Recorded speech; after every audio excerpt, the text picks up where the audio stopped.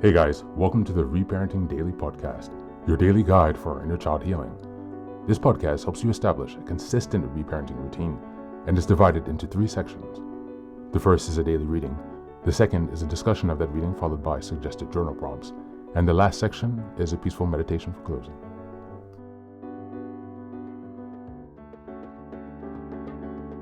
Good morning, good afternoon, and good evening from whenever and wherever you're joining us. I'm so glad that you're here as we continue on this journey of self-expansion and growth. If this is your first time, welcome. Now, before we dive in, I have a few quick reminders. Please like, share, and subscribe to this podcast on Apple Podcasts, Spotify, and YouTube. Your support here helps us spread the word, allowing us to continue to grow this community. Next, I'd like to introduce our Patreon group, where we have 3 weekly meetings. On Sundays, we have a meditation meeting. On Tuesdays, we have book club meeting. And on Thursdays, we have open topic discussions. These meetings take place at 6 p.m. CEST, so Amsterdam, Paris time. For my next announcement, I'd also like to introduce the Reparenting Daily journal, which you can find on Amazon. This journal follows along with the podcast, so each weekly and monthly themes are reflected in the journal. It provides space for you to keep your notes with plenty of extra resources on each topic that we discuss. It's an excellent tool, and if you purchase it, you can join our weekly meetings for free. Just send me an email and we'll get you linked in.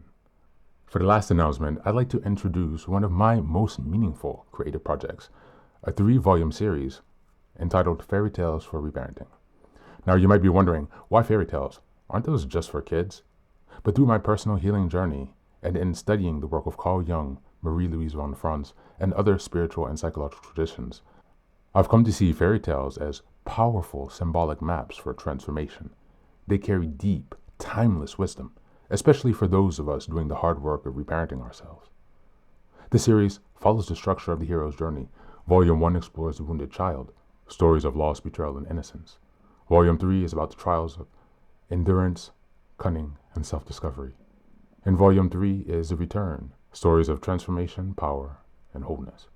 Each story is followed by journal prompts and space to reflect on how each story connects to your own inner healing journey. These are not just tales, they're tools.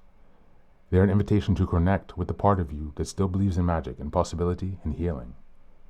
You'll find both familiar classic and lesser-known stories from cultures around the world, offering you fresh insights and inspiration on your path.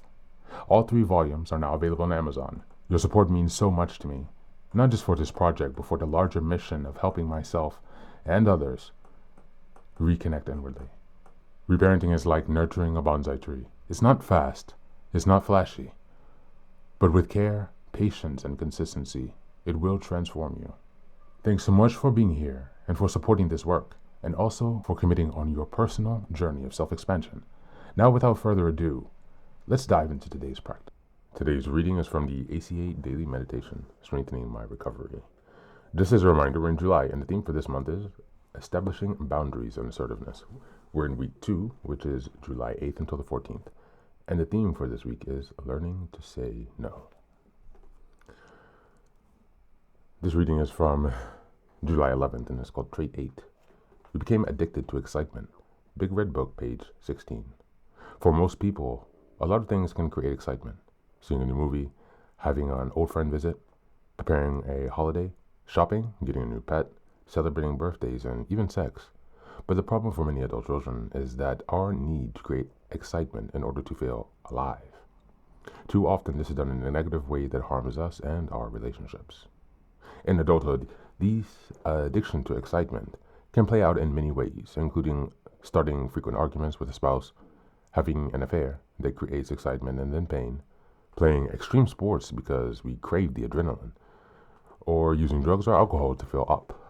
If we don't have a certain level of excitement in our lives on a regular basis, it feels like life is boring. Something's just not right.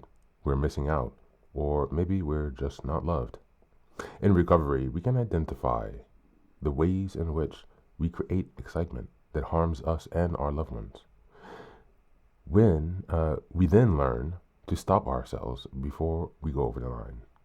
This can give us a sense of calm that may seem uncomfortable at first, but we'll get used to it. This is part of learning who we are. On this day, I pray for the wisdom to identify negative excitement that I might create. I no longer wish to harm myself and others by this behavior. Thank you, and that's the reading for today.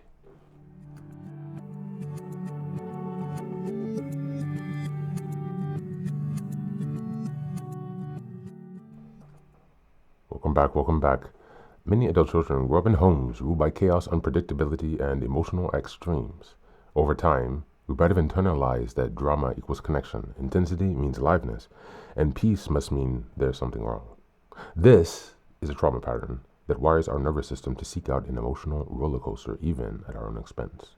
It's why boredom feels like danger, why we may sabotage calm, and why we may chase relationships and experiences that replicate the instability we once survived. Reparenting means learning to say no, not just to people, but to patterns. We begin to notice when we stir drama to feel something, when we are overcommitting, chase chaos, or simply resist rest.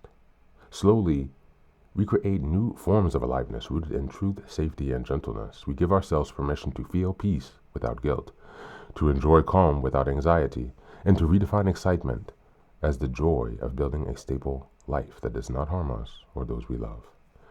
As we go into the journal prompts today, number 1, what form of negative excitement do I still seek out? And what need might I be trying to meet through them? Number 2, what would it feel like to say no to chaos and yes to calm, even if it feels unfamiliar or uncomfortable? And number 3, what are 3 healthy ways I can experience joy and stimulation that honor my healing? That's it for today. As always, thanks for being here. Take care of yourself, and please do be well.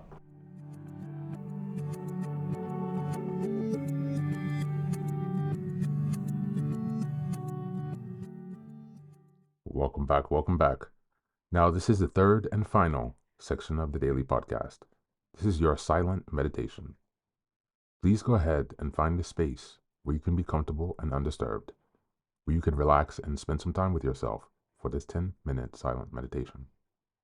You can choose to be sitting, standing, lying down, or in whatever position makes you comfortable today. Take a moment to simply be with yourself. Focus on your breath and gently connect with each part of your body. If thoughts arise, don't let them overwhelm you. Just observe them without attachment. Imagine them as leaves drifting down atop a river, passing by without needing your engagement. Stay present, grounded, and open to this moment, no matter what time you are listening and practicing this meditation. Namaste.